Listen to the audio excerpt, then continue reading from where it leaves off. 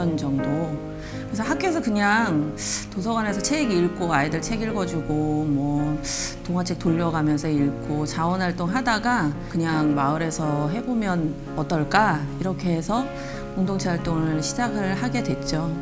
집에서 여러 아이 둘 셋을 키우는 이런 것이 이제 개인의 몫이 돼버리죠. 좀 더 넓게 하면 뭐 부부의 몫, 가정의 몫 이렇게 되는데 아이를 좀 더 나랑 비슷한 고민을 하는 엄마들과 같이 키우면 조금 덜 힘들지 않을까? 이랬던 게 조금 아주 이렇게 기본적인 생각이었던 것 같아요.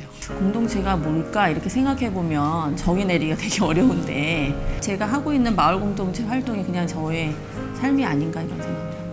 이제 제 평균 연령이 93세라고 보험사에서 알려주더라고요. 근데 93세인데 요즘 굉장히 건강하잖아요. 저도 마찬가지일 거고 90이 돼서도 할 수 있는 일을 찾은 게 저는 제일 큰 변화가 아닌가 이렇게 생각합니다.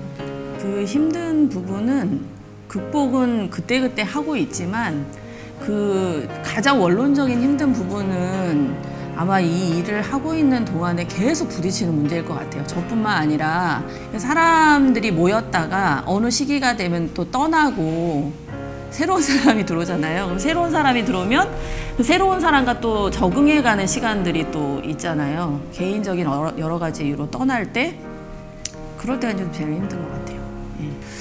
저는 지원금을 받는 것이 공동체 활동에 있어서는 그냥 필요할 수밖에 없다라고 생각을 해요. 공모사업이라는 것을 통해서 이제 사업을 많이 하고 있는데 그래서 분명히 공적인 기능을 하고 있는 거기 때문에 지원금은 저는 당연히 주민들의 이런 활동에 좀 지원이 돼야 된다라고 생각을 하고 다만 이제 그 지원금을 각자가 어떻게 쓰느냐의 문제가 좀 있어요. 돈이 독이 된다기보다는 그 돈을 어떻게 쓰느냐가 문제인데 이제 마을에서는 받은 돈을 어떤 방식으로 쓰고 그 쓴 돈이 이제 다시 마을에 돌아오게 할 건가 이런 고민이 좀 있어야 되지 않을까 이런 생각을 하는데요. 독이라고는 생각하지 않는데요. 독이 되지 않도록 하는 거는 결국 이제 주민들의 몫이 아닌가 이런 생각이 듭니다. 협동조합 카페끼리 네트워크로 회의 자주 하는데 서로의 상황들이 굉장히 다 달라요. 근데 이제 저희 같은 경우는 여기에서 커피를 팔아서 매출을 낸다 그러면 저희의 구조는 전혀 안 맞는 거예요. 이 공간이 마을의 다양한 활동을 하는 거점으로서의 의미가 더 있기 때문에 여기에 수익 구조를 낼 수 있는 시스템을 안 갖추고 있는 거죠.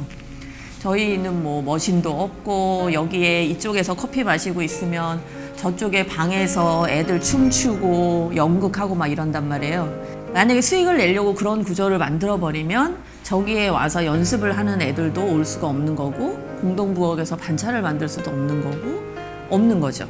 그래서 우리가 이제 선택하는 거잖아요. 제가 생각하는 관점으로는 마을수협동조합이 만약에 수익을 내서 돈을 벌어보겠다라고 하면 여기는 아닌 거예요. 제가 생각하기에는 정말 수익을 내는 구조로 뭐 그런 방법을 취해야 되겠죠. 나는 왜 사나 뭘 해야 되나 이런 고민 없이 하루를 굉장히 바쁘게 보내는 이런 과정에서 그게 저는 이제 뭐 내가 왜 사나에 대한 고민이 없는 게 행복이 아닌가 뭐 이런 생각이 듭니다. 왜 우리는 이게 안 되지? 왜 나만 힘들지? 마을 공동체 활동 함께 하는 거는 힘든 거야 이런 결론들을 내리시는 분들 종종 많이 봤거든요. 근데 그것보다는 작지만 오랫동안 꾸준히 버티는 것, 근데 그 과정에서는 분명히 변화는 있다 이런 생각이 들고요. 그리고 이제 그래서 내가 하고 싶은 게 뭐였는지에 대한 그런 근본적인 물음들을 하시면서 이렇게 작게 이렇게 좀 버텨내시면 좋은 성과들이 있지 않을까 그렇게 생각합니다.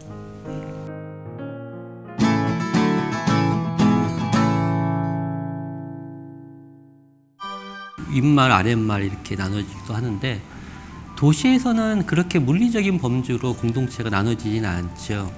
그래서 마을이라고 하는 것은 그 어원이나 이런 걸 따져볼 때도 공동체적인 관계망을 중요하게 생각하는 거죠. 마을 사업을 평가할 때 있어 어떤 게 중요하냐 이런 어떤 걸 성과로 볼 거냐라고 할 때 얼마나 가시적인 성과를 냈느냐 사실 이게 중요한 게 아니죠. 사업을 같이 참여해서 같이 사람들과 같이 무슨 일을 해봤더니 아 참 좋네. 재밌네. 한번 또 해볼 마음이 드네. 이렇게 되면 그게 성과가 있다고 보는 거고요. 마을을 만들어 나가는 과정이 중요하다. 즉 공동체를 만들어 나가는 과정이 중요하다. 사업은 그것에 철저하게 이제 그것에 뭐랄까 복무해야 된다, 기여해야 된다 이런 입장인 거죠. 갈등은 발생하지 않기를 바라거나 해결하기를 바라는 게 아니라 서로의 인정하는 게 필요한 것 같아요. 다르다고 하는 것. 님은 그렇게 생각하시는군요. 네, 저는 좀 다르게 생각합니다. 뭐 이 정도 반응을 한 거죠. 갈등은 항상 발생할 수밖에 없다. 두 번째는 서로 좀 쿨하게 인정하자. 세 번째는 갈등이 발생하고 힘들 때라도 관계를 아예 깨버리는 그런 일들은 하지 말자. 공동체를 우리가 계속 지향하고 거기서 이제 민주적인 관계를 이렇게 만들어 나간다고 할 때는 서로 간에 그런 어떤 역량을 서로 갖추기 위한 노력이 필요한 것 같아요. 저는 뭐 돛 닦는다 이런 얘기 하잖아요. 그러니까 저는 공동체 운동하는 건요, 돛 닦는 거하고 별로 다르지 않다고 생각해요. 개인적으로는 그런 과정 속에서 스스로도 이렇게 역량이 강화되고 그럴 때 공동체도 이렇게 더 깊어질 수가 있는 것이고, 그리고 공동체가 사회에 기여할 수 있는 바도 클 수 있다고 생각을 합니다. 공동체가 성장하는 가장 중요한 힘은 아무래도 사람이죠. 공동체 자체의 그 관계망이 얼마나 깊어질 수 있는가, 질적으로 깊어질 수 있는가 하는 게 사회적으로 영향을 미치느냐, 확대해 나가냐, 뭐 인적으로 더 많은 사람들이 공동체에 참여하느냐 뿐만이 아니라 그런 문화가 사회적으로 확대되느냐, 이 두 가지가 같이 고려돼야 한다고 생각해요. 따봉 만들 때도 그 논의가 있었는데, 저는 공통 키워드는 공동체고, 이게 그냥 단순히 n분의 1의 공통 키워드가 아니라 가장 핵심적인 키워드가 공동체다. 그러니까 뭐 당연히 그럴 수밖에 없는 거고요. 마을 기업이든 뭐 협동조합이든 뭔가를 이제 사회적 기업이든 뭔가 이렇게 사회적 경제로 나아가려고 하는 건 당연히 할 수밖에 없죠. 그런데 이제 중요한 건 뭐냐면 기존의 사회적 기업도 마찬가지고 마을도 마찬가지인데, 우리가 왜 사회적 기업을 만들려고 했냐, 이 딜레마가 생기는 거예요. 우리 어느 순간 자립구조를 만들고 싶어서 카페 같은 거 협동조합 만들고 사회적 기업 만들고 마을 기업 만든단 말이에요. 정책적으로도 이 마을 공동체를 고민하는 사람이든 사회적 경제를 고민하는 사람이든 그 부분에 대해서 좀 더 이렇게 이제는 좀 집중적인 고민을 할 필요가 있을 것 같아요. 각자 도생의 사이라고 이렇게 얘기하죠. 그런데 저는 각자 도생의 사이를 넘어섰다고 생각해요.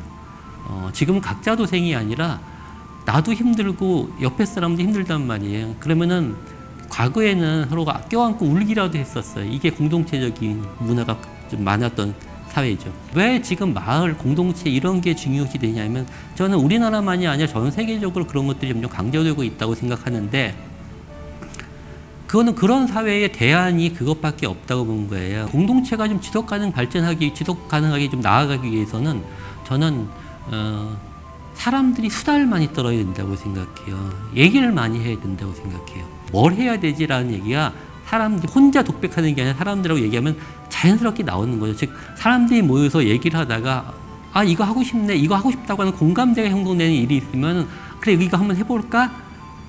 이거 하는데 돈이 좀 필요하겠는데 어디 지원해볼까? 지원할 때가 여기 따봉에 있네? 뭐 이렇게 해가지고 지원하는 건 굉장히 바람직한 지원이 되는 거죠. 저는 그건 역시 수다예요. 얘기를 시작합시다. 이거죠. 내가 왜 수다라는 표현을 쓰냐면, 강요된 주제로 얘기하지 않는다는 거예요. 자기가 하고 싶은 얘기를 해야 된다고 하는 것이고, 그 하고 싶은 얘기들이 충분히 교감이 될 때 공감대가 거기서 형성될 수 있다. 저는 수다를 시작합시다. 이런 얘기를 꼭 하고 싶어요.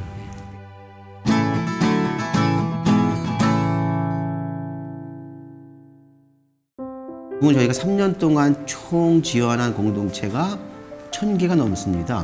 좋은 공동체가 선정되기 위해서 사전에 이분들하고 충분하게 교감도 하고, 저희가 현장도 방문하고, 그분들이 필요한 부분들을 가지고 함께 고민하면서 내용을 준비해서 이후에 이 공동체 활동을 잘 수행할 수 있도록 끝까지 사업이 완료될 때까지 지원하는 그런 정책이 좀 필요한 거고요.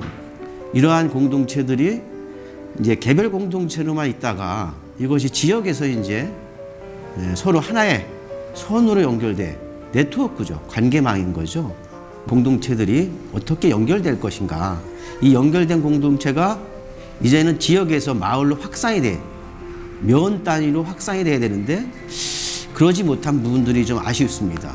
저희가 이제 따북 공동체 지원센터는 광역 지원센터잖아요. 31개 시군에 있는 주체들과 공동체들, 그리고 그걸 지원한 지원센터, 지역에서 해결할 수 있는 그러한 그 지역 관계망들, 조직들을 어떻게 만들어서 유기적으로 연결돼서 진행할 것인가에 대한 고민들이 향후 3년의 중요한 과제라고 생각합니다.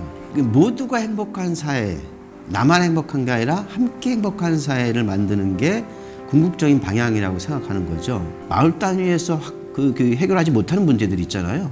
예를 들어서 뭐 이렇게 큰 병원 문제라든가 무슨 이렇게 치안 문제라든가 마을 간의 연방을 통해서 큰 형태의 사회적 연방, 마을 연방이 이루어지는 것들이 궁극적인 방향이지 않겠는가. 공동체 안에서도 이거를 하나의 그냥 이렇게 건강한 공동체의 큰 방향이 아니라 사업으로, 내가 하는 사업에 활용하는 걸로만 바라보는 분들이 있다는 거죠. 이 공동체 활동도 자기 사업의 일환으로 이렇게 활용하는 그런 부분들을 좀 간혹 보입니다. 그렇게 자기 사업 중심으로 접근했던 분들이 이 센터를 만나고 공동체 활동을 하면서 교육도 받고, 그리고 이분들이 지역의 문제까지 생각하면서 리더로 발굴되고, 그렇게 성장한 사람들, 특히 이렇게 따복지기 선생님들 보면은 1년간에 확 성장한 걸 봤을 때 활동가로서 지역에서 우뚝 서는 모습들, 그런 모습이 굉장히 보람됐던 부분인 거고요. 사람은 우리가 흔히 얘기하는 사회적 관계 속에서 살아가는 건데, 관계라는 것은 결국은 관계 속에서 행복감을 찾는 거라고 좀 생각합니다. 그래서 항상 이렇게 혼자 있으면 외로울 수 있지만 함께 있다는 것 자체를 느끼는 것 자체가 행복이라고 생각을 하는 거고요. 우리는 이 일을 하면서 굉장히 행복감을 느낀다면 하자는 겁니다. 얼마만큼 현장의 실태를 좀 파악을 하고 그분들의 입장에 서서 지원할 것인가에 대한 부분이 가장 중요한 것 같습니다. 현장에 달려가서 그분들의 입장 속에서 지원해야 된다고 생각하고요. 현장에서 왜 이렇게 될 수밖에 없는가에 대한 충분한 함께 고민해주고 함께 이렇게 이해해주면서 지원 체계는 그렇게 가야 된다고 생각을 하고요. 서류상의 지원이 아니라 직접 발로 현장으로 뛰어 들어가서 주민들과 함께하는 그런 지원 체계로 가야 된다고 생각합니다.